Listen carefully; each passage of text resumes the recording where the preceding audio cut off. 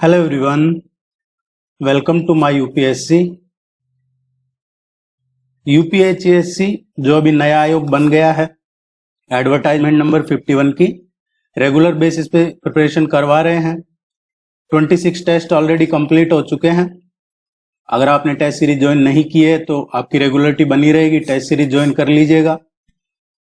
इस नंबर पे कांटेक्ट करके टेस्ट सीरीज ज्वाइन कर सकते हैं, वेबसाइट विजिट करके टेस्ट सीरीज ज्वाइन कर सकते हैं। वीडियो के नीचे डिस्क्रिप्शन में लिंक मिल जाएगा, कमेंट सेक्शन में भी लिंक अवेलेबल है, वहां से भी आप टेस्ट सीरीज ज्वाइन कर सकते हैं। देखिए, आज जो टेस्ट डिस्कस कर रहे हैं हम, टेस्ट नंबर 27, ये करंट अफेयर्स पे बेस्ड है। आपको भी यही सजेशन रहेगा कि आप जब भी कुछ भी पढ़ रहे हैं एग्जाम से रिलेटेड, तो सिलेबस आपको पता होना चाहिए। तो सबसे पहले आप सिलेबस याद कर लीजिए, सिलेबस के अकॉर्डिंग ही पढ़िएगा। हम भी सिलेबस के अकॉर्डिंग ही टेस्ट करवा रहे हैं। आज करंट अफेयर्स का है, तो ये करंट अफेयर्स के आपके सिलेबस में टॉपिक है। आने वाले टाइम में भी जो भी करंट अफेयर का क्वेश्चन आपको देखने को मिलेगा, वो सिलेबस के अकॉर्डिंग इन्हीं टॉपिक्स में से होता है। Let's begin. हिंदी इंग्लिश दोनों में अवेलेबल है टेस्ट सीरीज। गुमटी वन्यजीव अभ्यारण्य, रोवा वन्यजीव अभ्यारण्य और क्लाउडेड लेपर्ड राष्ट्रीय उद्यान कहाँ स्थित है? देखिए, गुमटी वन्यजीव अभ्यारण्य है, रोवा वन्यजीव अभ्यारण्य है, सिपाही जाला वन्यजीव अभ्यारण्य है, या फिर तृष्णा वन्यजीव अभ्यारण्य है। इनके अलावा जो बाइसन राष्ट्रीय उद्यान है या फिर जो क्लाउडेड लेपर्ड राष्ट्रीय उद्यान है, ये सभी त्रिपुरा में है। अब जब इस क्वेश्चन को आप पढ़ रहे हो, देख रहे हो, तो त्रिपुरा का मैप जरूर निकाल के इंडिया के मैप में देखिएगा, त्रिपुरा कहाँ है और उसके आसपास कौन से स्टेट है, कौन सा और कंट्री है जिससे बॉर्डर लगता है। जैसे बांग्लादेश, मिजोरम, आसाम, इनके साथ त्रिपुरा का बॉर्डर लगता है। आसाम के साथ अगर पूर्वोत्तर राज्यों की बात करें तो इस क्षेत्र में आसाम के बाद त्रिपुरा है, ये इसकी आबादी दूसरे नंबर पे है, पॉपुलेशन। कैलिस्टो, यूरोपा और गैनीमेड निम्नलिखित में से किस ग्रह के चंद्रमा है? एक क्वेश्चन इस तरीके का पूछा जाता है, किसी ग्रह के मून पूछ लिए जाते हैं कि इनमें से ये कौन से ग्रह के मून हैं। तो आयो,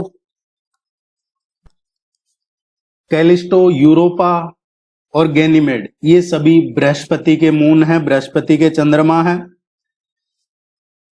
बृहस्पति ग्रह के सबसे बड़े चंद्रमाओं को जो इटालियन खगोल शास्त्री थे गैलीलियो गैलीली, उन्हीं के नाम पर गैलीलियन उपग्रह भी कहा जाता है बृहस्पति को।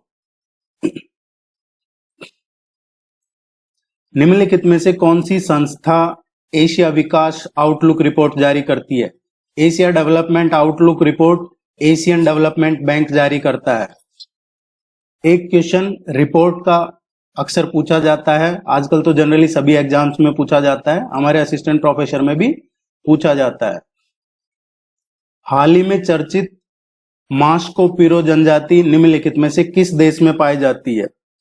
देखिए, मास्को पिरो, एक क्वेश्चन पिछली बार जो एग्जाम हुआ था उसमें एक क्वेश्चन इसी तरीके का पूछा गया था, वो टेस्ट सीरीज में भी करवाया था हमने, और वो था साउथ अफ्रीका का क्वेश्चन था। और इसी तरीके की जो अलग थलग रहते हैं या जो संपर्क रहित जनजाति होती है, जिनसे संपर्क आम पब्लिक से नहीं होता है, उस तरीके का क्वेश्चन पूछा जाता है जो चर्चा में होती है। मास्को पिरो की बात करें तो ये वर्ल्ड की सबसे बड़ी संपर्क रहित जनजाति है और इसमें लगभग 750 के आसपास मेंबर माने जाते हैं।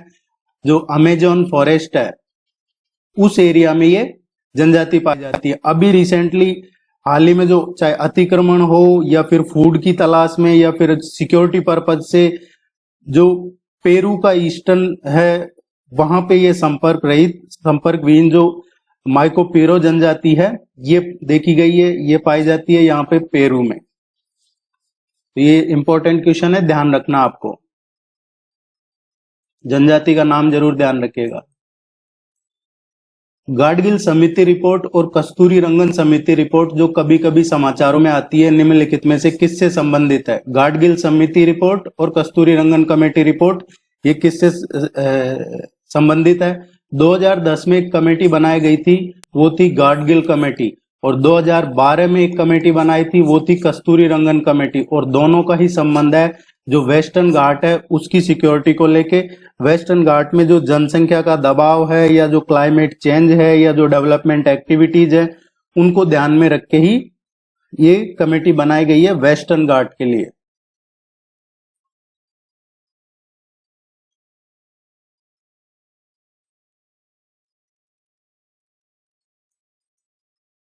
ओस्लो शांति समझौता और कैंप डेविड समझौता, एक है ओस्लो शांति समझौता, दूसरा कैंप डेविड समझौता। ओस्लो शांति समझौता है ये 1993 में 1993 में हुआ था, और कैंप डेविड समझौता ये 1978 में हुआ था।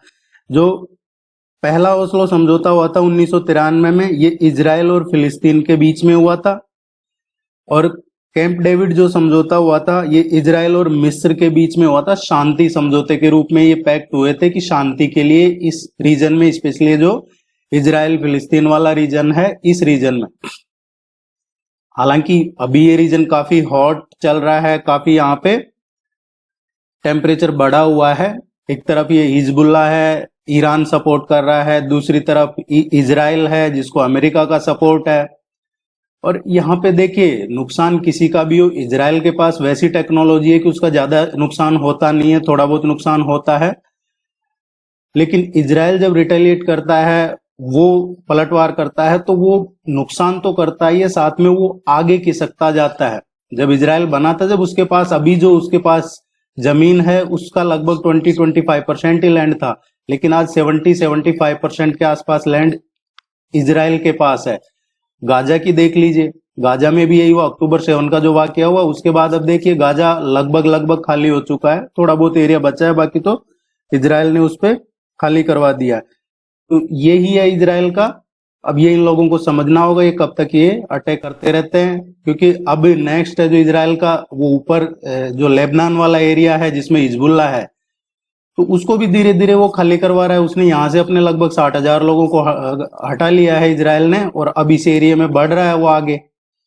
अभी इनके पेजर वगैरह कई जो थे वो फोड़े हैं इजराइल ने। उसके पास टेक्नोलॉजी काफी एडवांस है इजराइल के पास, और अमेरिका का सपोर्ट है। हालांकि ईरान को रसिया सपोर्ट करता है, लेकिन जिस तरीके से ओपनली अमेरिका इजराइल को सपोर्ट करता है उस तरीके से रसिया नहीं कर रहा है। हो सकता है आने वाले टाइम में देखने को मिले। कभी कभी समाचारों में चर्चा में रहने वाला चुरा चांदपुर जिला कहाँ स्थित है? ये चुरा चांदपुर जो पिछले काफी टाइम से चर्चा में है, ये कहाँ पे है? अभी रिसेंटली एक इंटेलिजेंस की रिपोर्ट आई है, उसके अकॉर्डिंग उसमें कहा जा रहा है कि सैकड़ों की तादाद में जो एक्सट्रीमिस्ट कहें, टेररिस्ट कहें, उग्रवादी, आतंकवादी, जो भी आप समझें, वो इधर म्यांमार से और मणिपुर में इसमें एंटर कर चुके हैं। ये अभी 1-2 दिन पहले ही कोई इंटेलिजेंस की रिपोर्ट आई है, और वो एंटर 900 के आसपास कहा जा रहा है। एक्चुअल क्या है पता नहीं, लेकिन वो कह रहे हैं कि ये 25-25, 30-30 के ग्रुप में अलग अलग गांवों में जा रहे हैं। ये ट्रेंड लोग हैं, ये वो ट्रेंड लोग हैं जिनके पास ड्रोन चलाने का भी इनको एक्सपीरियंस है, और भी जो गोरिल्ला वार वगैरह है, गोरिल्ला, उसके में भी ये माहिर है। अब ये आ कैसे जाते हैं? क्योंकि मणिपुर के ईस्टर्न साइड में म्यांमार है, वेस्टर्न साइड में देखेंगे तो आप तमेंगलोंग है, नॉर्थ में इम्फाल घाटी है, और इसके साउथ में मिजोरम है। तो ये जो चुरा चांदपुर की बात करें तो ये एक हिल डिस्ट्रिक्ट है, पहाड़ी जिला है चुरा चांदपुर। अब इधर से जो बॉर्डर लगता है म्यांमार से, वो एक पहाड़ी बॉर्डर लगता है, और उसकी वजह से इधर से घुसपैठ होती है। अभी तो खैर आसाम राइफल वगैरह वहां पे देख रहे हैं, लेकिन पहले इतना नहीं था। ये मणिपुर में कोई वाकया हुआ था पहले, उसके बाद से काफी वहां पे सिक्योरिटी बढ़ाई है। वहां पे कुकी और मैते इनके बीच में चल रहा है इशू, तो ये आप जरूर ध्यान रखिएगा। ये डिस्ट्रिक्ट मणिपुर में है। आप देखेंगे तो ये सबसे ज्यादा बहुजातीय वाला शहर भी है, दूसरा बड़ा शहर है ये मणिपुर का। पहाड़ी एरिया ज्यादा है, इस वजह से यहाँ ये चल रहा है इनका इशू।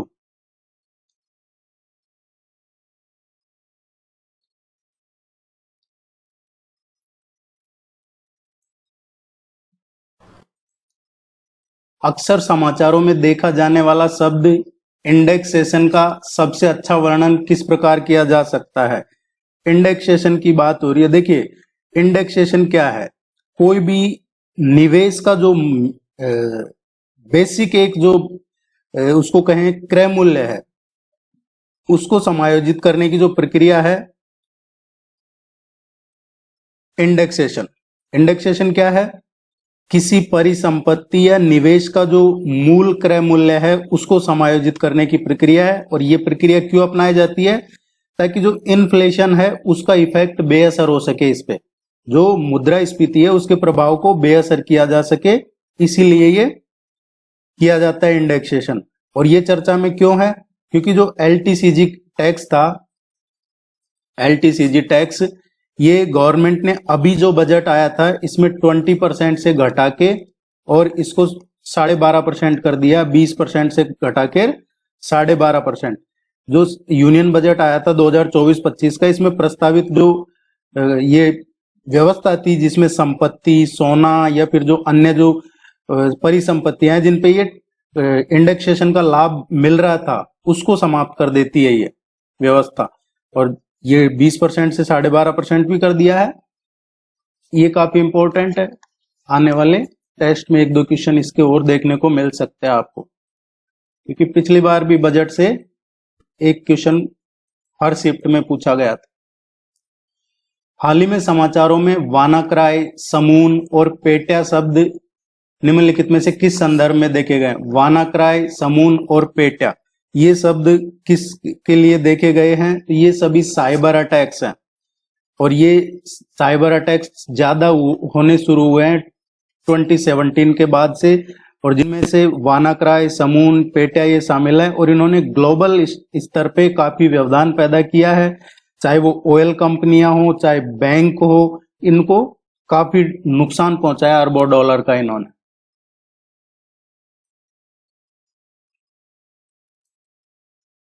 निम्नलिखित युग्मों पर विचार कीजिए। ये स्थान है और ये देश है। ये जो फेमस कुछ प्लेस हैं, एरिया हैं, और ये किस देश में किस जगह पे हैं, वो हमें देखना है। सही कौन सा है इनमें से, ये पूछा गया है।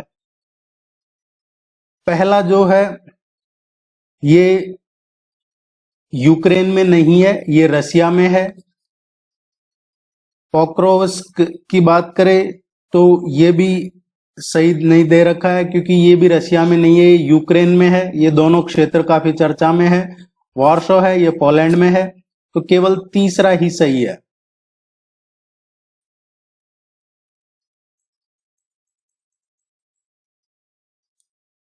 केवल थर्ड। अंतरराष्ट्रीय बौद्धिक संपदा सूचकांक 2024 निम्नलिखित में से किसके द्वारा जारी किया जाता है? अंतरराष्ट्रीय बौद्धिक संपदा सूचकांक है, ये जारी करता है अमेरिकी चैम्बर ऑफ कॉमर्स का जो वैश्विक नवाचार नीति केंद्र है, जिसको GIPC कहा जाता है, ये जारी करता है।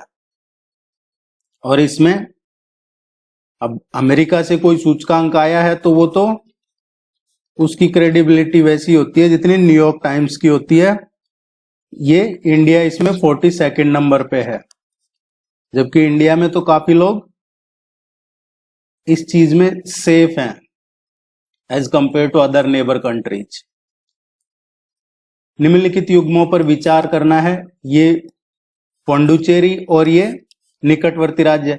पुडुचेरी क्या है? देखिए, पुडुचेरी है, इसके जो आप डिस्ट्रिक्ट जिनसे मिलके पुडुचेरी बनता है वो अलग अलग राज्यों में है, और ये आप मैप में जरूर देखिएगा। कराईकल की बात करें, अभी वर्तमान में जो केंद्र शासित प्रदेश है पुडुचेरी, इसका गठन हुआ था पुडुचेरी 1962 में। फ्रांसीसी भारत के 4 पूर्व जो उपनिवेश थे, पुडुचेरी, कराईकल, माहे और यनम, इनको मिलाकर ये बनाया गया है। कौन कौन से? पुडुचेरी, कराईकल, माहे और यनम, इनको मिला के बनाया। पुडुचेरी और कराईकल की बात करें हम तो कराईकल तमिलनाडु में है, ये सही है। इसके अलावा खुद पुडुचेरी है, वो भी तमिलनाडु में है। माहे है ये केरला में है, ये सही है। और यानम है ये आंध्र प्रदेश में। इस तरीके से चारों को मिलाकर पुदुचेरी बनता है। इसमें तीनों ही सही मैच कर रहे हैं। मैप में जरूर देखिएगा इन चारों को। डी इसका करेक्ट आंसर है। निम्नलिखित में से किसने विभिन्न देशों में आर्टिफिशियल इंटेलिजेंस की तैयारी के स्तर का आकलन करने के लिए आर्टिफिशियल इंटेलिजेंस तैयारी सूचकांक, artificial intelligence preparedness index launch किया है? ये artificial index preparedness index, artificial intelligence preparedness index है। ये किसने जारी किया है? कृत्रिम बुद्धिमत्ता तैयारी सूचकांक। ये ऐसे समझ सकते हैं आपको, ये IMF का है, इंटरनेशनल मॉनेटरी फंड का। इसने 174 कंट्रीज के 174 देशों में AI की तैयारी के स्तर पे इसका आकलन करने के लिए ये सूचकांक लॉन्च किया है। ये आजकल AI काफी चल रहा है, तो ये ध्यान रखिएगा, IMF ने लॉन्च किया है ये प्रिपेयर्डनेस इंडेक्स। हाल ही में समाचारों में देखे गए KF-51, KF-51 पैंथर, अमेरिकी अब्राहम, M1A2 और जोरावर किससे संबंधित है? अभी रिसेंटली चर्चा में KF-51 पैंथर, अमेरिकी अब्राहम, M1A2 और जोरावर, ये किनके नाम है? ये किससे संबंधित है? ये सभी टैंक है। जो DRDO है उसका है जोरावर। DRDO ने LNT के साथ मिलकर, LNT क्या है? लार्सन एंड ट्यूब्रो, इसके साथ मिलकर जॉइंटली ये विकसित किया है ये जो टैंक है जोरावर। ये काफी लाइट टैंक है।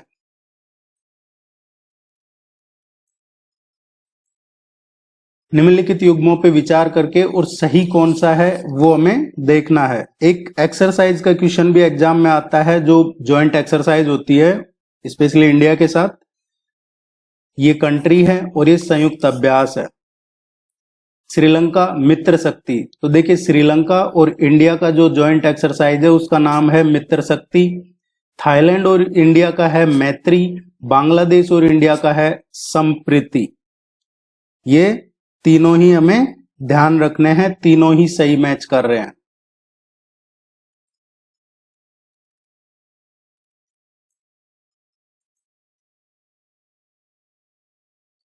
टेस्ट सीरीज के लिए इस नंबर पे जरूर कांटेक्ट कर लीजिएगा, या फिर डिस्क्रिप्शन में लिंक मिल जाएगा आपको, वेबसाइट पे भी जाके आप विजिट कर सकते हैं। ये सतत विकास लक्ष्य हैं और इनमें क्या दिया हुआ है, कौन सा जो गोल है उसमें क्या लक्ष्य है। देखिए टोटल 17 सतत विकास लक्ष्य हैं। कितने हैं? सस्टेनेबल डेवलपमेंट गोल्स 17, और इन 17 में कितने टारगेट्स दे रखे हैं? 169 लक्ष्य दे रखे हैं। और इसमें जो संकेतक हैं वो टोटल 231 संकेतक है, जो वैश्विक और राष्ट्रीय विकास नीतियों की दिशा को ये आकार देते हैं। इंपॉर्टेंट जैसे SDG 3 है। SDG 3 क्या है? Health and welfare. Health and welfare से संबंधित है, अच्छा स्वास्थ्य और कल्याण। सस्टेनेबल डेवलपमेंट गोल जो 5 है वो किससे संबंधित है?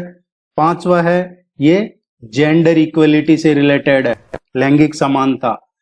सस्टेनेबल डेवलपमेंट गोल जो 7 है, 7th, ये सस्ती और स्वच्छ ऊर्जा, सस्ती और स्वच्छ ऊर्जा। और इसमें 2030 तक काफी लक्ष्य रख रखे हैं। भारत के पास जो 2022 का टारगेट था वो तो अचीव कर लिया, अब लग ऐसा रहा है कि जो 2030 का टारगेट है वो भी 2030 से पहले पहुंच सकती है इंडिया, स्पेशली रिन्यूएबल एनर्जी में। तो इसका जो करेक्ट आंसर आएगा डी आएगा। ये सभी आपको पढ़ा दिए जाएंगे, आप निश्चिंत रहिए। Which union ministry organise the 4th gender संवाद रिसेंटली? अभी हाल ही में कौन सी यूनियन मिनिस्ट्री ने ऑर्गेनाइज किया है ये 4th जेंडर संवाद? ये रूरल डेवलपमेंट मिनिस्ट्री ने ऑर्गेनाइज किया था, 4th जेंडर संवाद किया था। फॉर जेंडर संवाद, ये को ऑर्गेनाइज किया था एक तो Deendayal Antyodaya Yojana, national rural livelihood जो मिशन है NRLM रूरल डेवलपमेंट का, और institute for what work to advance gender equality, इन दोनों ने मिलकर ये ऑर्गेनाइज किया था। वीडियो को लाइक जरूर कीजिएगा। Which Indian has been elected as the vice chair of the UN panel of auditor?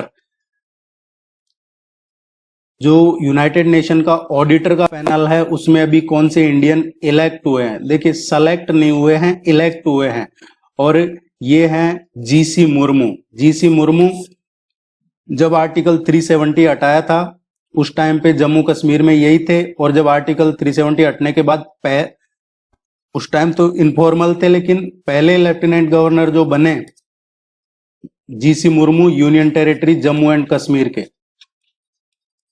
यही थे। ये जब पहले जीसी मुर्मू जब प्राइम मिनिस्टर मोदी उस टाइम गुजरात में चीफ मिनिस्टर थे तो ये इनके प्रिंसिपल सेक्रेटरी हुआ करते थे जीसी मुर्मू, और ये अभी इसमें कैग भी रहे हुए हैं, भारत के 14वें कैग रहे हुए हैं ये, कंट्रोलर एंड ऑडिटर जनरल, और अभी ये फिलीपींस के भी ऑडिटर रहे हुए हैं जीसी मुर्मू, और अब ये वाइस चेयरमैन बन चुके हैं जो यूएन पैनल ऑडिटर का, उसके। ये इंपॉर्टेंट है, ध्यान रखिएगा। उम्मीद है ये आपको यूजफुल लगेगा, और ये बिल्कुल यूजफुल है आपके एग्जाम के लिए। जाते जाते वीडियो को लाइक करके जाइएगा, सपोर्ट कीजिए। Thank you very much, all the very best, good luck.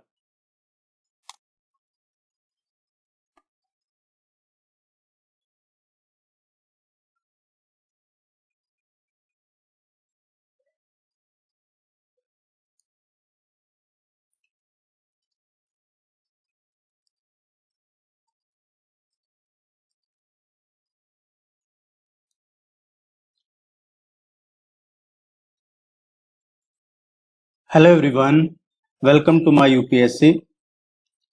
UPHSC हुआ करता था, अभी नया आयोग बन गया है। एडवर्टाइजमेंट नंबर 51 की रेगुलर प्रिपरेशन करवा रहे हैं।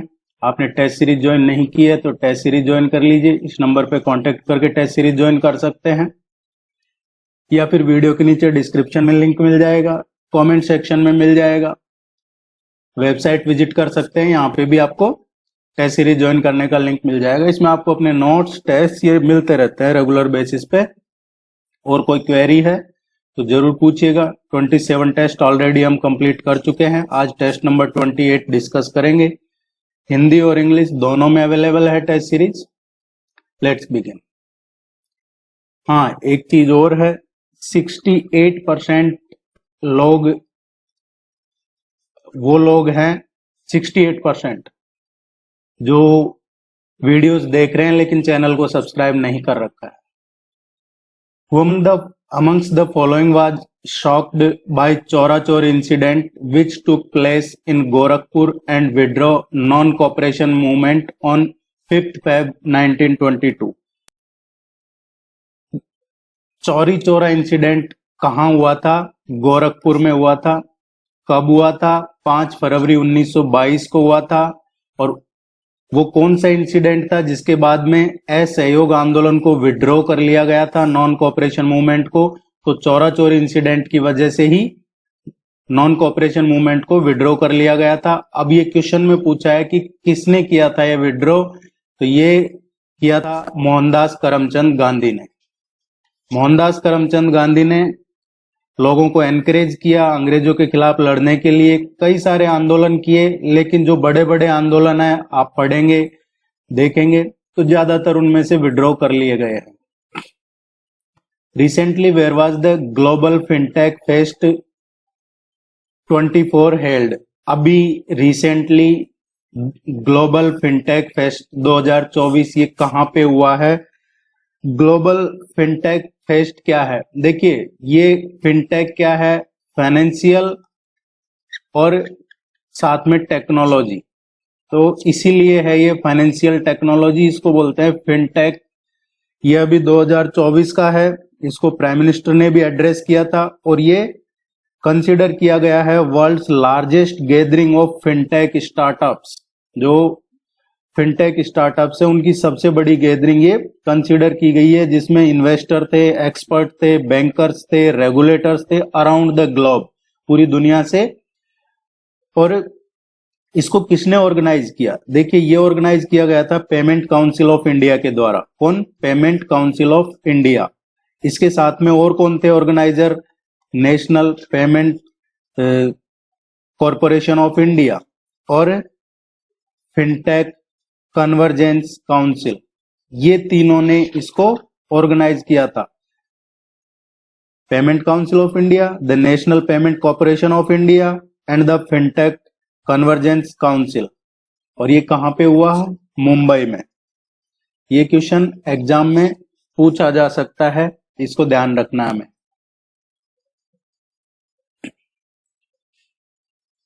Which state assembly recently introduced a new legislative practice by launching zero hour?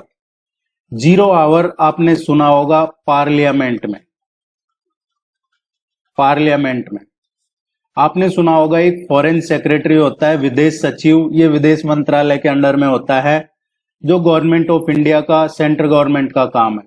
थोड़े टाइम पहले एक कंट्रोवर्सी हुई थी कि जो केरला गवर्नमेंट है, केरला की जो सरकार है, उसने एक फॉरेन सचिव, फॉरेन सेक्रेटरी की नियुक्ति की थी। उसके बाद काफी कंट्रोवर्सी हुई थी, क्योंकि ये जो काम है फॉरेन सेक्रेटरी का, ये तो केंद्र सरकार का काम है, लेकिन केरल सरकार ने अपने राज्य में फॉरेन सेक्रेटरी की नियुक्ति की थी। उस पर चर्चा भी हुई थी। अभी नया आया है, ये जीरो आवर चालू किया है। तो कौन से राज्य की विधानसभा में जीरो आवर सिस्टम चालू किया है? ये किया है हिमाचल प्रदेश ने। किसने किया है? हिमाचल प्रदेश ने ये शुरू किया है जीरो आवर। जीरो आवर क्या होता है? 12:30 बजते हैं, 12:30, और इसके बाद में क्वेश्चन आवर शुरू होता है। जीरो आवर शुरू होता है 12:30 बजे से क्वेश्चन आवर के बाद में, और ये लगभग 30 मिनट का रहता है जीरो आवर। तो ये ध्यान रखना आपको, zero hour begins at 12:30 PM after the question our and last around 30 minutes. Zero hour में क्या होता है? कोई भी मेंबर अर्जेंट जो मैटर है पब्लिक इंपॉर्टेंस के, वो रेज कर सकता है, और इसमें हर मेंबर को टाइम दिया जाता है बोलने के लिए कि इतने मिनट बोलोगे, इतने मिनट बोलोगे। ये होता है जीरो आवर। तो ये अभी हिमाचल प्रदेश गवर्नमेंट विधानसभा में वहां की सरकार ने शुरू किया। What is the URL of A website? किसी वेबसाइट का URL होता है, वो क्या होता है? वो क्या इंडिकेट करता है, क्या दिखाता है वो? देखिए, URL क्या है? Unified resource locator. Unified resources locator, ये होता है URL। अब ये एक लोकेशन होती है वेबसाइट की इंटरनेट पे। किसी भी वेबसाइट को इंटरनेट पे लोकेट करने के लिए उसका URL ही यूज लिया जाता है। ए इसका करेक्ट आंसर है। देखिए, आप इसको वीडियो को लाइक जरूर कीजिएगा, क्योंकि आजकल क्या है, यूट्यूब नाराज चल रहा है, तो वो रीच डाउन कर रखा है उसने, पता नहीं क्यों कर रखा है। लेकिन इसको लाइक कीजिएगा ताकि वापिस उठे। Recently where was the second phase of exercise Tarang Shakti 24 held? अभी ये जो एक्सरसाइज है तरंग शक्ति 24, इसका सेकंड फेज कहां पे हुआ है? ये हमसे ये भी पूछा जा सकता है कि जो ये एक्सरसाइज तरंग शक्ति है, इसमें कौन कौन से कंट्रीज पार्टिसिपेट करते हैं। एक्सरसाइज जो तरंग शक्ति है, ये अभी रिसेंटली हुआ है एयरफोर्स स्टेशन जोधपुर राजस्थान में, और इसमें इंटरनेशनल पार्टिसिपेशन था। ये कौन कौन से कंट्री थे, ये ध्यान रखना आपको इंपॉर्टेंट है। हमसे पूछा जा सकता है कि इसमें कौन से देश शामिल थे और ये कहां हुआ था 2024 का। इसमें ऑस्ट्रेलिया, US, इनके अलावा देखेंगे आप Greece, Sri Lanka, UAE, Japan and Singapore. तो ये कंट्रीज के नाम ध्यान रखिएगा। एक्सरसाइज तरंग शक्ति ये 2024 जोधपुर राजस्थान में हुआ है। इसमें Australia, America, Greece, Sri Lanka, UAE, Japan and Singapore ने पार्टिसिपेट किया है।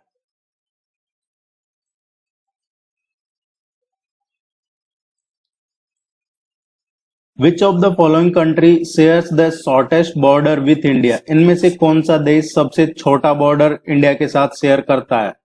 सबसे ज्यादा लंबा बॉर्डर तो किसके साथ है? बांग्लादेश के साथ है। लेकिन सबसे छोटा किसके साथ है? तो सबसे छोटा जो बॉर्डर शेयर करते हैं हम, वो शेयर करते हैं भूटान के साथ। देखिए भूटान के साथ कौन से हमारे स्टेट्स लगते हैं? पश्चिम बंगाल, इसके अलावा आप देखेंगे सिक्किम, अरुणाचल प्रदेश और इसके बाद में असम। तो ये 4 राज्य हैं जो भूटान के साथ बॉर्डर शेयर करते हैं। म्यांमार की अगर हम बात करते हैं तो अरुणाचल प्रदेश, इसके अलावा मणिपुर, मिजोरम एंड नागालैंड। नेपाल की अगर हम बात करते हैं तो सिक्किम, वेस्ट बंगाल, इसके अलावा उत्तर प्रदेश एंड उत्तराखंड। पाकिस्तान की अगर बात करते हैं तो पाकिस्तान के साथ जम्मू एंड कश्मीर, पंजाब, राजस्थान एंड गुजरात। तो ये जरूर ध्यान रखना है आपको। अब भूटान के साथ कितना बॉर्डर लगता है इंडिया का? तो देखिए एक बार मैं आपको मैप में और दिखा देता हूं ताकि आप खुद भी मैप की प्रैक्टिस रहे आपको। ये है भूटान। भूटान के साथ देखिए सिक्किम लगता है हमारा। इसके अलावा फिर देखिए ये वो सिलीगुड़ी कॉरिडोर है, चिकन नेक जिसको बोला जाता है। तो ये वेस्ट बंगाल है, ये ऊपर का दार्जिलिंग वगैरह। तो ये इसका भी, ये भी भूटान के साथ बॉर्डर शेयर करता है। इधर Assam and this one Arunachal Pradesh. Bhutan के साथ जो बॉर्डर लगता है हमारा 699 किलोमीटर का लगता है। म्यांमार के साथ कितना लगता है? म्यांमार के साथ हमारा 1643 किलोमीटर, 1643 किलोमीटर का बॉर्डर म्यांमार के साथ लगता है। नेपाल के साथ कितना लगता है? 1751 किलोमीटर नेपाल के साथ लगता है। पाकिस्तान के साथ कितना लगता है? पाकिस्तान के साथ जो हमारा बॉर्डर है ये लगता है 3323 किलोमीटर। तो ये ध्यान रखना है। और सबसे लॉन्गेस्ट बॉर्डर लगता है वो लगता है अभी जहां प्रॉब्लम चल रहा है, ये पपेट इंटरिम गवर्नमेंट बैठी है, इसका टाइम अब शुरू हो जाएगा खैर थोड़े टाइम में। तो बांग्लादेश के साथ लगता है हमारा 4096.7 किलोमीटर।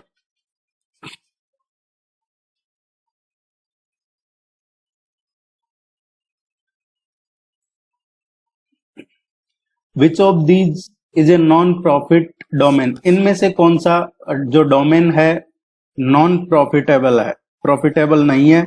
देखिए .org जो डोमेन होता है वो यूज लिया जाता है नॉन प्रॉफिट के लिए। जो भी आप .org देखते हैं इसका मतलब है कि वो नॉन प्रॉफिट है। जैसे कोई एनजीओ हो गया या कोई ऑर्गेनाइजेशन हो गया, वो जो नॉन प्रॉफिटेबल है वो .org यूज करते हैं। According to the census 2011 which state has the highest density of population? 2011 की जनगणना के अकॉर्डिंग देश में हाईएस्ट पॉपुलेशन डेंसिटी कौन से राज्य की है? तो 2011 की जनगणना के अकॉर्डिंग है जो सबसे ज्यादा हाईएस्ट पॉपुलेशन डेंसिटी है ये बिहार की है। और उसके बाद में उत्तर प्रदेश की आती है 829 पर्सन पर स्क्वायर किलोमीटर। इसके बाद में आता है केरला का 860 पर्सन पर स्क्वायर किलोमीटर है। इस तरीके से है केरला, फिर Uttar Pradesh. What is the new name of the capital of the Andaman and Nicobar island? Port Blair. अभी अंडमान निकोबार आइलैंड की कैपिटल क्या थी? पोर्ट ब्लेयर। अभी रिसेंटली सेंट्रल गवर्नमेंट ने अनाउंस किया है और ये रीनेम कर दिया गया है पोर्ट ब्लेयर का नाम, और अब हो गया श्री विजयपुरम। यहाँ कुछ आइलैंड के नाम भी चेंज किए हैं, वो भी आपके टेस्ट में कुछ तो करवाए हैं, आगे कुछ करवाए जाएंगे, तो ये ध्यान रखना। अब ये नया नाम क्या हो गया है? श्री विजयपुरम। ये कैपिटल है अंडमान निकोबार आइलैंड की, श्री विजयपुरम। देखिए अभी तक जो जितने भी टेस्ट हुए हैं उनका कंपाइल्ड पीडीएफ है वो अवेलेबल है। अगर आप चाहते हैं कि अभी जितने भी टेस्ट हुए हैं उनका पीडीएफ हिंदी और इंग्लिश में तो उसका लिंक आपको नीचे डिस्क्रिप्शन में मिल जाएगा, कमेंट सेक्शन में, या फिर इस नंबर पे कांटेक्ट कर लीजिएगा आप। SMTP stands for simple mail transfer protocol. Simple mail transfer protocol. सारे क्वेश्चन एज पर सिलेबस और एग्जाम का जो लेवल है, पहले कई सालों से इसकी तैयारी करवा रहे हैं, उसी के बेस पे करवाए जा रहे हैं। अगर आप सिंपल सा टेस्ट सीरीज भी फॉलो करते हैं, टेस्ट सीरीज, उसके अलावा कोई बुक पढ़ने की आपको जरूरत पड़ेगी नहीं। The rate at which banks part short term access liquidity with RBI is called. देखिए, जिस रेट पे जो बैंक है, बैंक्स ये RBI में जो अपना एक्सेस लिक्विडिटी है वो डिपॉजिट करते हैं, उस पे जो इंटरेस्ट मिलता है, वो जो रेट होती है, वो रेट क्या कहलाती है। देखिए, कई बार क्या होता है कि जो बैंक है, ये इनका जो एक्सेस फंड है वो सेंट्रल बैंक में यानी कि RBI में जमा करवाते हैं, जो भी कंट्री में कमर्शियल बैंक है वो। अब इससे क्या होता है कि एक तो इनको इंटरेस्ट मिल जाता है, जो इनका पार्क सरप्लस पार्क होता है उस पर इंटरेस्ट मिल जाता है, RBI देता है। दूसरा, इससे क्या होता है, इन्फ्लेशन कंट्रोल होता है और लिक्विडिटी, जो इकोनॉमी में लिक्विडिटी है वो इंक्रीज होती है। एक चीज हमेशा ध्यान रखना है, जो RBI रेपो रेट सेट करता है, रेपो रेट जो सेट करता है RBI, it is always higher than the reverse repo rate. तो repo rate is always higher than the reverse repo rate, और इस क्वेश्चन का आंसर होगा रेपो रेट। इसका रिवर्स रेपो रेट आंसर होगा, क्योंकि बैंक RBI में पैसे जमा करवाते हैं, यह है रिवर्स रेपो रेट। जिसपे RBI देता है वो रेपो रेट है, जिसपे ये बैंक जमा करवाते हैं ये रिवर्स रेपो रेट होता है। What is the initial network communication called. शुरू में जो इनिशियली जो कम्युनिकेशन नेटवर्क था इम्प्लीमेंट किया गया था, या यूं कहें फर्स्ट वाइड एरिया नेटवर्क कौन सा था जो डिस्ट्रीब्यूट किया गया था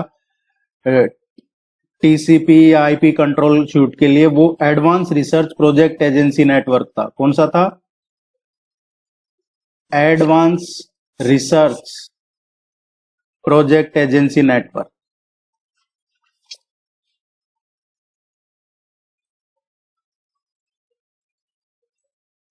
CR Das and Motilal Nehru form the Swaraj party after which movement. पिछली बार एग्जाम में पूछा गया था कि स्वराज पार्टी की स्थापना किसने की, और एक शिफ्ट में क्वेश्चन आया था कि स्वराज पार्टी के सचिव कौन थे, सेक्रेटरी कौन थे। तो स्वराज पार्टी है, इसको 1923 इसकी स्थापना की गई थी। मोतीलाल नेहरू थे और चित्तरंजन दास थे, CR दास, इन्होंने। नॉन कॉपरेशन मूवमेंट शुरू हुआ था 1919 से, और 1922 तक जो हमने ऊपर पढ़ा, मोहनदास करमचंद गांधी जी ने विड्रॉ कर लिया था उसको, चौरी चौरा इंसिडेंट के बाद। तो इससे क्या है, बहुत सारे लोग नाराज थे गांधी जी से कि आप कोई मूवमेंट शुरू करते हो और फिर उसके बाद में अपनी मर्जी से उसको विड्रॉ कर लेते हैं। तो काफी लोग नाराज थे, including the Indian national Congress. इसके लीडर थे मोतीलाल नेहरू जी। तो मोतीलाल नेहरू और चित्तरंजन दास, इन्होंने फिर मिलके और स्वराज पार्टी बनाई, और मोतीलाल नेहरू थे ये स्वराज पार्टी के सचिव थे। इसमें जो सेक्रेटरी है स्वराज पार्टी के, मोतीलाल नेहरू थे, और अध्यक्ष थे चित्तरंजन दास। ये इसका क्वेश्चन मोस्टली एग्जाम में पूछा जाता है। ये नॉन कोऑपरेशन मूवमेंट के बाद में ये पार्टी बनाई गई थी।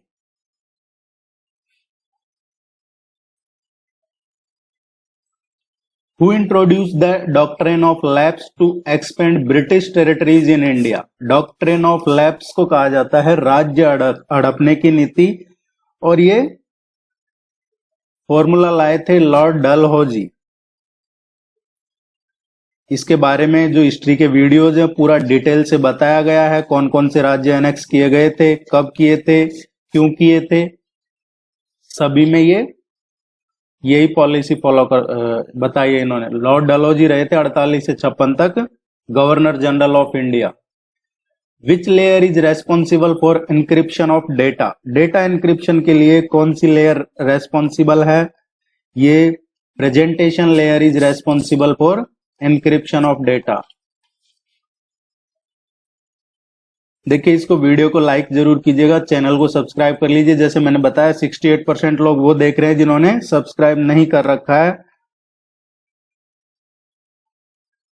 The president of India has the power of pardoning under which article, राष्ट्रपति के पास जो क्षमा याचना, दया याचना कहें कि माफ करने का जो है पावर, वो कौन सा आर्टिकल देता है संविधान का?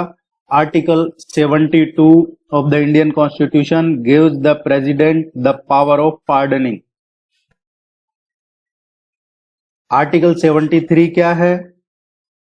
The extent of executive power of the Union, जो executive power of the Union उसका विस्तार करना आर्टिकल 73 है।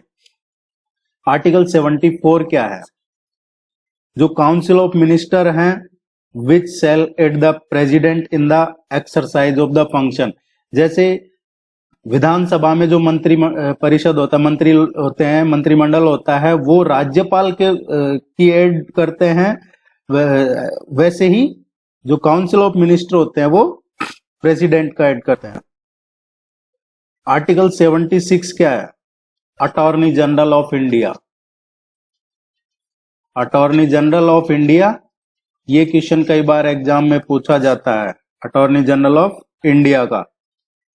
जैसे स्टेट गवर्नमेंट में क्या होता है? एडवोकेट जनरल होता है, वैसे ही केंद्र का जो होता है वो अटॉर्नी जनरल ऑफ इंडिया होता है।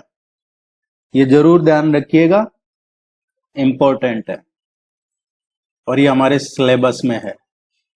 Which of the following is considered as the most powerful artificial intelligence agent, तो जो सबसे पावरफुल आर्टिफिशियल इंटेलिजेंस का एजेंट है वो है utility based agent. Utility based agent is termed as the most powerful agent because it meets all the user needs as well as take cares whether the user is satisfied or not। ये utility base पे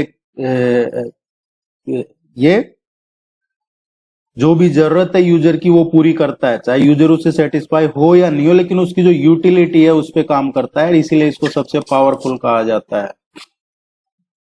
artificial intelligence बहुत तेजी से spread कर रही है, सीखिएगा कभी time मिले तो। What is the tenure of the chief election commissioner of India, जो सीईसी है,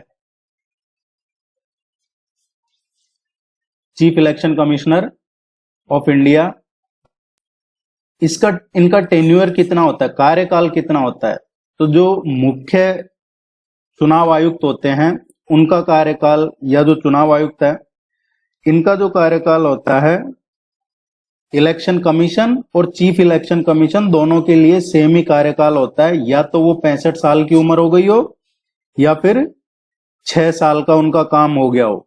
6 ईयर या तो 6 साल की सर्विस दे दी हो उन्होंने एज चीफ इलेक्शन कमिश्नर, या फिर उनकी एज 65 साल हो गई हो, जो भी पहले हो जाए उसी दिन रिटायरमेंट ले लेते हैं। और इनको जो सैलरी, पर्क, स्टेटस जो होता है इनका, वो सुप्रीम कोर्ट के जज के बराबर होता है। All the very best, good luck, thank you very much.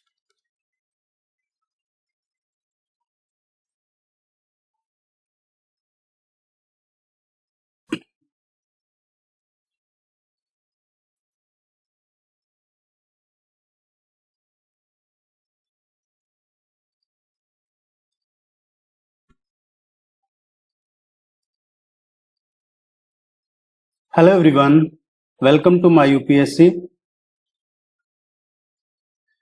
यूपीएचसीएससी हुआ करता था, अब ये नया आयोग बन गया है। असिस्टेंट प्रोफेसर एडवर्टाइजमेंट नंबर 51 की रेगुलर बेसिस पे प्रिपरेशन करवा रहे हैं। इसका कैलेंडर एग्जाम का जल्दी ही जारी होने वाला है। अब इसमें हो सकता है फॉर्म रीओपन हो या फिर नई वैकेंसी आए, जो भी होगा वो कैलेंडर जारी होने के बाद ही कंफर्म हो पाएगा। 28 टेस्ट जनरल स्टडीज के 28 टेस्ट ऑलरेडी कंप्लीट हो चुके हैं। टेस्ट नंबर 29 डिस्कस करेंगे। टेस्ट सीरीज ज्वाइन नहीं की है तो इस नंबर पे कांटेक्ट करके टेस्ट सीरीज ज्वाइन कर सकते हैं। वीडियो के नीचे डिस्क्रिप्शन में और कमेंट सेक्शन में इसका लिंक मिल जाएगा, वहां से भी आप ओपन करके और पूरी डिटेल पढ़ के और टेस्ट सीरीज ज्वाइन कर सकते हैं। वेबसाइट विजिट कर सकते हैं, यहाँ से भी हिंदी और इंग्लिश दोनों में अवेलेबल है टेस्ट सीरीज। और आपके एग्जाम में जैसे 30 क्वेश्चन आते हैं वैसे ही टेस्ट में भी पूरे सिलेबस बेस्ड 30 क्वेश्चन करवाए जाते हैं। Separate unit wise subject wise भी टेस्ट होते हैं और पूरे syllabus based full length test भी होते हैं। और भी कोई क्वेरी है तो कमेंट सेक्शन में पूछ लीजिएगा। Let's begin. हाल ही में समाचारों में रहा प्रोजेक्ट स्ट्रॉबेरी निम्नलिखित में से किससे संबंधित है? प्रोजेक्ट स्ट्रॉबेरी ये किससे संबंधित है? देखिए, अभी जो ये प्रोजेक्ट स्ट्रॉबेरी है इसका पहले नाम हुआ करता था क्यू स्टार। तो एक चीज ये ध्यान में रखना आपको, क्यू स्टार और प्रोजेक्ट स्ट्रॉबेरी एक ही है। पहले इसको क्यू स्टार के नाम से जानते थे, अब इसको स्ट्रॉबेरी नाम दिया गया है। ये आर्टिफिशियल इंटेलिजेंस पे बेस्ड एक तरीके से यूं कह सकते हैं कि जो प्रोग्राम है, जो एक तरीके से जो डेटा है उनको एनालाइज करना, या फिर जैसे पजल है कोई, उस पजल को सुलझाने में उससे जो एक संज्ञात्मक कार्य उत्पन्न होता है उसकी क्या कैपेसिटी है उसको एनालाइज करने में मैथमेटिक्स में इसका काफी रोल है। और फ्यूचर को देख के, भविष्य के जो मॉडल हैं वो इसको देख के तैयार किए जा रहे हैं। आजकल जो कॉम्पिटिटिव एग्जाम लग रहे हैं उनमें बहुत सारे एग्जाम्स में एआई से ही पेपर बनाए जा रहे हैं। आर्टिफिशियल इंटेलिजेंस से क्या किया जा रहा है, जैसे 5000 क्वेश्चन का सेट तैयार कर लिया आपके सिलेबस बेस्ड और फिर उसमें से पेपर बना दिया, या 10,000 क्वेश्चन का पेपर तैयार कर लिया आर्टिफिशियल इंटेलिजेंस से। इस तरीके से कई एग्जाम्स में आर्टिफिशियल इंटेलिजेंस का यूज लेके पेपर बनाए जा रहे हैं। इसकी बात करें तो ये ओपन एआई द्वारा कृत्रिम सामान्य बुद्धिमत्ता का विकास है। ए इसका करेक्ट आंसर आएगा।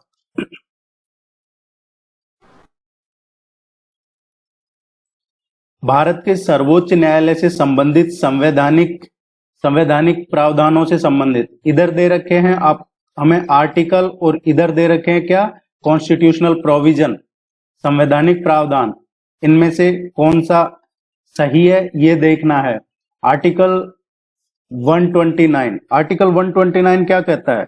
आर्टिकल 129 कहता है कि अगर आपने कंटेम्प्ट ऑफ कोर्ट किया, अवमानना क्या होती है, कोर्ट ने आपको कोई आदेश दिया और उसकी पालना नहीं हुई, तो आर्टिकल 129 के तहत कोर्ट के पास ये शक्ति है कि वो आपको दंडित कर सकते हैं। और इसमें कई बार किसी पे जुर्माना लगाया जाता है, किसी को जेल भी भेज दिया जाता है। तो ये सही मैच कर रहा है। Article 129 contempt of court, court की अवमानना। आर्टिकल 141 क्या है? सर्वोच्च न्यायालय के आदेश और डिक्री लागू होने के योग्य है। देखिए, आर्टिकल 141 है, ये आदेश और डिक्री करने के लिए ऐसा नहीं है। ये बाकी के जो कोर्ट हैं, सर्वोच्च न्यायालय के निर्णय सभी न्यायालय जो भी अदर कोर्ट्स हैं उन पे लागू होंगे, ये है। तो इसमें ये जो 142 के सामने दे रखा है ये आर्टिकल 141 का है, आप इसको पढ़ सकते हैं। यह है आर्टिकल 141, सर्वोच्च न्यायालय के निर्णय सभी न्यायालयों पर बाध्यकारी है। आर्टिकल 140 तो ये इनकरेक्ट है, गलत है। आर्टिकल 142 क्या कहता है? आर्टिकल 142 कहता है कि सर्वोच्च न्यायालय के आदेश और डिक्री लागू करने योग्य हैं। ये आर्टिकल 142 है। तो इसमें सिर्फ पहला ही सही मैच कर रहा है। कहां लिखा हुआ है कि कॉन्स्टिट्यूशन की जो भी संविधान में लिखा हुआ है, हमारा कॉन्स्टिट्यूशन रिटन है, तो इसमें जो भी लिखा हुआ है, आपने देखा होगा एक ही केस में अलग अलग कोर्ट कई बार अलग अलग डिसीजन देती है, अलग अलग वकील उसका अलग अलग इंटरप्रेट करते हैं। तो सर्वोच्च न्यायालय है वो किसी भी चीज की व्याख्या करेगी, संविधान की जो अंतिम व्याख्या है वो सर्वोच्च न्यायालय, अपेक्स कोर्ट, सुप्रीम कोर्ट के पास है वो पावर। ये दे रखा है आर्टिकल 147 में, ये ध्यान रखिएगा। सर्वोच्च न्यायालय संविधान का अंतिम व्याख्याता है, ये आर्टिकल 147 में दे रखा है। तो इस क्वेश्चन का जो करेक्ट आंसर होगा केवल फर्स्ट, ये ही सही है। आप लोग वीडियो को लाइक जरूर किया कीजिए, वीडियो को लाइक नहीं करते हैं, यूट्यूब वाला ऐसे नाराज चलता रहता है क्योंकि हम इधर उधर कई बार बातें कर देते हैं। तो आप इसको लाइक जरूर कीजिएगा, यूट्यूब के हिसाब से उसको जो पसंद है वैसा नहीं करते हम। बायो ई3 नीति का उद्देश्य भारत में उच्च प्रदर्शन वाले जैव विनिर्माण को बढ़ावा देना है। निम्नलिखित में से कौन से तत्व इस नीति के अभिन्न अंग हैं? बायो ई3। बायो ई3 क्या है? अभी रिसेंटली जो केंद्रीय मंत्रिमंडल है उसने जैव प्रौद्योगिकी विभाग के एक प्रस्ताव था जैव प्रौद्योगिकी विभाग का, और उसको मंजूरी दी है। ये प्रस्ताव क्या था? बायो ई3 प्रस्ताव था। बायो ई3 को जो बायोडायवर्सिटी है, जैव विनिर्माण है, उसको बढ़ाने के लिए ये लाया गया है। आपने सुना होगा, देखिए वैसे तो क्या है, ये एक बायोसाइकिल है। क्या है? बायोसाइकिल है। बायो ई3 क्या है? बायोसाइकिल है, जैवीय चक्र है। और ये क्यों लागू किया गया है? अर्थव्यवस्था के माध्यम से नेट जीरो, आपने पढ़ा होगा नेट जीरो कार्बन का, एक तो ये इसका टारगेट है। दूसरा क्या है कि जो एनवायरनमेंट के लिए लाइफ स्टाइल, आपने सुना होगा मिशन लाइफ, मिशन लाइफ का सुना होगा, लाइफ स्टाइल फॉर एनवायरनमेंट। इसको भी समर्थन करने के लिए, इसको आगे बढ़ाने के लिए ये नीति लेके आई है। जैव प्रौद्योगिकी जो विभाग है वो लेके आया है ये। अब ई3 क्या है? इसमें देखिए बायोडायवर्सिटी है, लेकिन इसमें ई3 है economy, environment and employment. Economy, environment और एम्प्लॉयमेंट। ये बहुत इंपॉर्टेंट क्वेश्चन है, इसको जरूर ध्यान में रखिएगा। आजकल बहुत सारे एग्जाम्स में पूछा जा रहा है करंट अफेयर्स के नाम पे ये क्वेश्चन। तरलता जाल। तरलता जाल में निम्नलिखित में से कौन सा आर्थिक उपकरण अप्रभावी हो जाता है? तरलता जाल एक्चुअली क्या है? लिक्विडिटी ट्रैप क्या होता है? लिक्विडिटी ट्रैप एक पॉजिटिव चीज नहीं है, यूं कह सकते हैं एक प्रतिकूल आर्थिक स्थिति होती है। एक प्रतिकूल आर्थिक स्थिति होती है, और ये कब होती है? जब जो कंज्यूमर है वो और जो निवेशक है, ये ब्याज दरें कम होने पे खर्च या निवेश करने के बजाय नकदी जमा करते हैं। तो लिक्विडिटी ट्रैप क्या होता है कि चाहे कंज्यूमर हो या इन्वेस्टर हो, ये दोनों क्या है, ब्याज दर कम हो गई, इंटरेस्ट रेट कम हो गई, तो ये क्या करते हैं, जो नगद राशि है वो जमा करना शुरू कर देते हैं, उसको कहते हैं लिक्विडिटी ट्रैप। अब इसमें से लिक्विडिटी ट्रैप के टाइम कौन सा आर्थिक उपकरण अप्रभावी हो जाता है, मतलब उसका प्रभाव नहीं रहता है? तो ये है मॉनेटरी पॉलिसी, मौद्रिक नीति। मौद्रिक नीति, मौद्रिक नीति क्या होती है? किसी देश का जो भी कोई सेंट्रल बैंक है, केंद्रीय बैंक है, जैसे हमारे RBI, reserve bank of India, ये जो मुद्रा आपूर्ति है उसको नियंत्रित करता है, उससे जो आर्थिक विकास है उसको बढ़ावा देने में, या फिर जो ब्याज की दरें हैं उनमें संशोधन करने में, या जो बैंक रिजर्व अपनी आवश्यकताओं को या अपनी जो रणनीति है उनको अपनाने के लिए यूज किया जाता है। ये सारा एक ग्रुप है। तो मौद्रिक नीति क्या है? आरबीआई की पॉलिसी मौद्रिक नीति है, आरबीआई की। इसमें मुद्रा आपूर्ति को कंट्रोल करना, आर्थिक विकास को बढ़ावा देना, ब्याज दरें कम ज्यादा करना, ये सब मौद्रिक नीति है। कई बार एग्जाम में पूछा जाता है मौद्रिक नीति का, तो ये आरबीआई की है। एक और होती है फिस्कल पॉलिसी। फिस्कल पॉलिसी ये जो मिनिस्ट्री ऑफ फाइनेंस है, वित्त मंत्रालय, उसकी पॉलिसी होती है फिस्कल पॉलिसी, और मॉनेटरी पॉलिसी होती है आरबीआई की।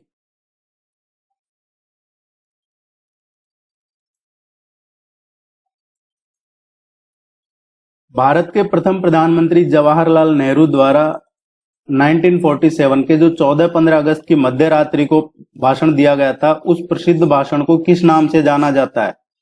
प्राइम मिनिस्टर थे जवाहरलाल नेहरू। इन्होंने 14 और 15 अगस्त की जो मध्य रात्रि थी उसको एक भाषण दिया था देश के नाम, उसको किस नाम से जाना जाता है? उसको जाना जाता है ट्रिस्ट विथ डेस्टिनी। डी इसका करेक्ट आंसर है।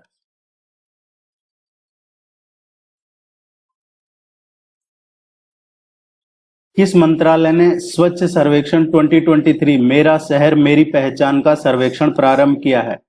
एक तो स्वच्छ सर्वेक्षण 2023, ये हम आगे करवाएंगे 23-24 का, कौन से राज्य का क्या पोजीशन है, क्या परफॉर्मेंस है। लेकिन ये जो स्वच्छ सर्वेक्षण 2023 है, या यूं कहें स्वच्छ सर्वेक्षण जो मेरा शहर मेरी पहचान है, ये सर्वेक्षण किसने आरंभ किया है? ये है आवासन और शहरी कार्य मंत्रालय का है ये। बी इसका करेक्ट आंसर आएगा। राष्ट्रपति ने जारी किया था हाल ही में ये सर्वेक्षण। देखिए, वीडियो को लाइक जरूर कीजिएगा, मेरी रिक्वेस्ट है। और टेस्ट सीरीज के लिए अगर आप इंटरेस्टेड हैं तो इस नंबर पे कांटेक्ट कर सकते हैं, वेबसाइट विजिट कर सकते हैं, कमेंट सेक्शन और वीडियो के नीचे डिस्क्रिप्शन में लिंक मिल जाएगा आपको। ओलंपिक 2024 में भारत पदक तालिका में किस स्थान पर रहा है? अभी रिसेंटली जो ओलंपिक 2024 हुआ है, देखिए पैरा ओलंपिक का नहीं पूछा जा रहा, ओलंपिक 2024। इस बार ओलंपिक 2024 में इतनी अच्छी परफॉर्मेंस नहीं रही है, पॉलिटिकली ज्यादा उसको बना दिया गया है ओलंपिक को, लेकिन इसमें कौन सी रैंक रही है?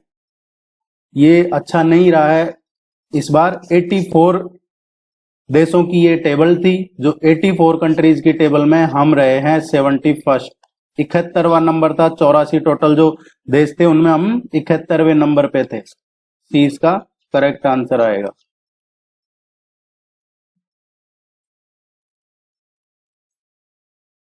जो डिजर्व करते थे उनकी जगह दूसरे लोग चले गए, आधे तो ऐसा हुआ है, और फिर बाकी परफॉर्मेंस भी रही होगी कहीं ना कहीं।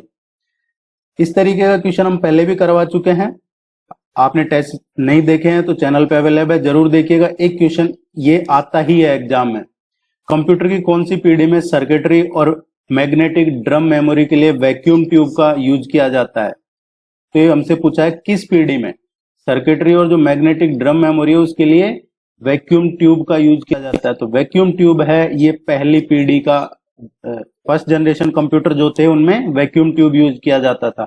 ये चारों जो पीढ़ियां हैं ये बताए गए हैं पहले टेस्ट में, आप जरूर देखिएगा। सी इसका करेक्ट आंसर आएगा।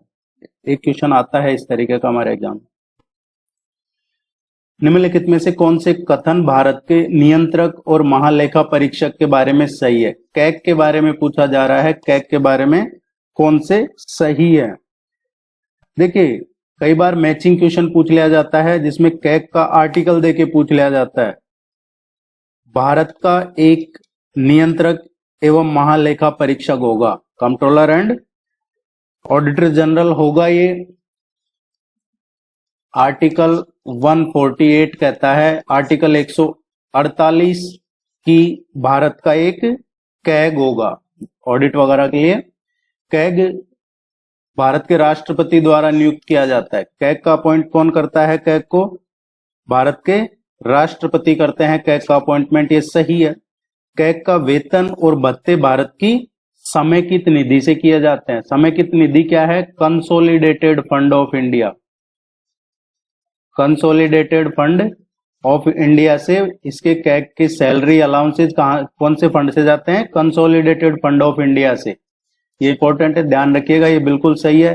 कैग का कार्यकाल 6 साल के लिए निश्चित रहता है। कई बार एग्जाम में आपको कंफ्यूज करने के लिए यहाँ 5 साल दे दिया जाता है, तो वो सही नहीं है। कैग का जो टेन्योर होता है वो 6 साल या फिर 65 साल की उम्र हो गई हो, या तो वो 6 साल इस पद पे रह लिए हो या फिर उनकी एज 65 ईयर हो गई हो। जो भी पहले हो जाए उस टाइम तक ही वो अपने पद पे रहते हैं। ये तीनों ही सही है।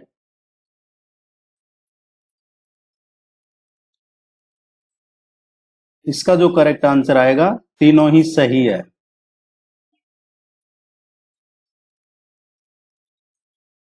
एक क्वेश्चन इस तरीके का आता है हमारे एग्जाम में, सेंसस का घटते क्रम में या बढ़ते क्रम में, वो डिपेंड करता है कैसे पूछते हैं।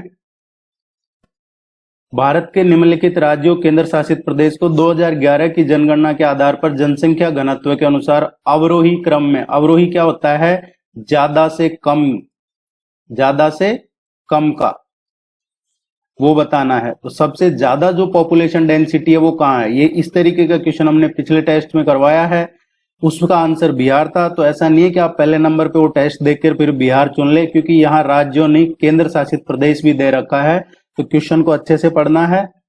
देखिए, पॉपुलेशन डेंसिटी इनमें सबसे ज्यादा है दिल्ली की, दूसरे नंबर पे बिहार की, इस और उसके बाद देखेंगे आप तो पश्चिम बंगाल एंड केरला। इसका जो करेक्ट आंसर आएगा वो आएगा थर्ड वन।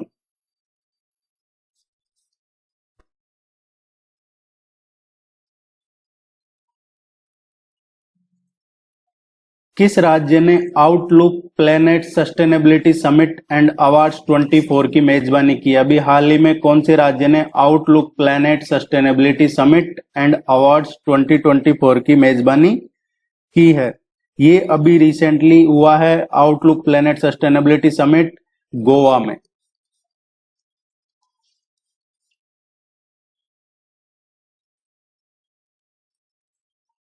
भारत का कौन सा मंत्रालय पोषण ट्रैकर के कार्यान्वयन की देखरेख करता है? पोषण ट्रैकर है, इसकी देखरेख कौन करता है? पोषण ट्रैकर क्या है?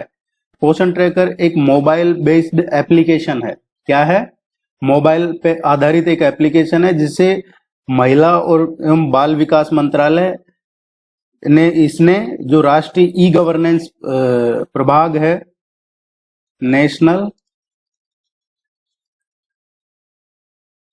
ई गवर्नेंस डिवीजन, या इसको शॉर्ट में आपको NEGD इस तरीके से भी दिया जाएगा और फुल फॉर्म पूछ ली जाएगी तो ये नेशनल ई गवर्नेंस डिवीजन है। इसके माध्यम से शुरू किया है महिला बाल विकास मंत्रालय ने। पोषण ट्रैकर के अंतर्गत क्या होता है, इसमें जो टेक्नोलॉजी का यूज करके बच्चों में बौनापन नहीं हो, दुर्बलता नहीं हो, कम वजन की समस्या को पहचान करना हो, इस तरीके की चीजों को ट्रैक किया जाता है। डी इसका करेक्ट आंसर है।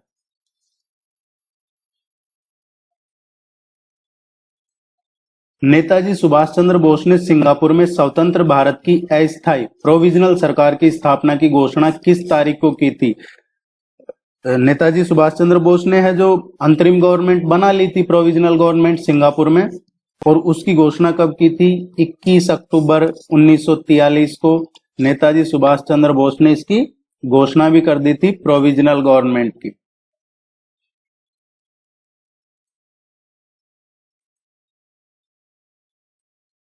डॉक्टर एस राधाकृष्णन की अध्यक्षता में विश्वविद्यालय शिक्षा आयोग की स्थापना कौन से वर्ष में हुई है?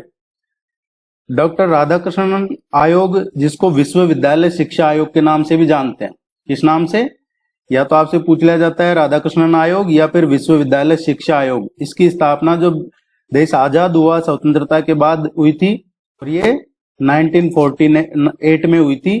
4 नवंबर 1948 को विश्वविद्यालय शिक्षा आयोग या राधाकृष्णन आयोग की स्थापना हुई थी।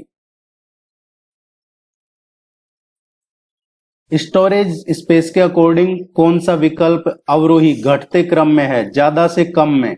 इस पे पूरा आपको निबल से लेके और जेटाबाइट तक पूरा करवाया हुआ है पिछले वीडियोज में, तो उम्मीद है कि वो आपने सीरियसली देखा होगा और ये आपके लिए इजी रहेगा।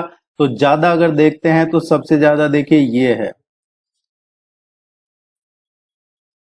सी इसका करेक्ट आंसर है। MB के बाद फिर GB आ जाता है, तो ये पूरा जरूर याद रखिएगा, पूछा जाता है एग्जाम में। परम किसकी एक श्रृंखला है जिसे सीडेक पुणे द्वारा भारत में असेंबल किया गया है? परम क्या है? परम एक सुपर कंप्यूटर है। ये एक सुपर कंप्यूटर चेन है जिसे सीडेक ने, जो पुणे में है ये सीडेक, इन्होंने असेंबल किया है।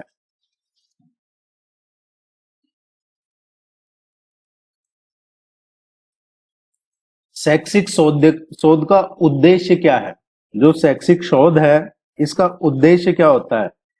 इसका उद्देश्य होता है शिक्षा की प्रक्रिया में अंतर्निहित नए जो तथ्य हैं और सिद्धांत है उनकी खोज करना ही शैक्षिक शोध का मेन उद्देश्य होता है।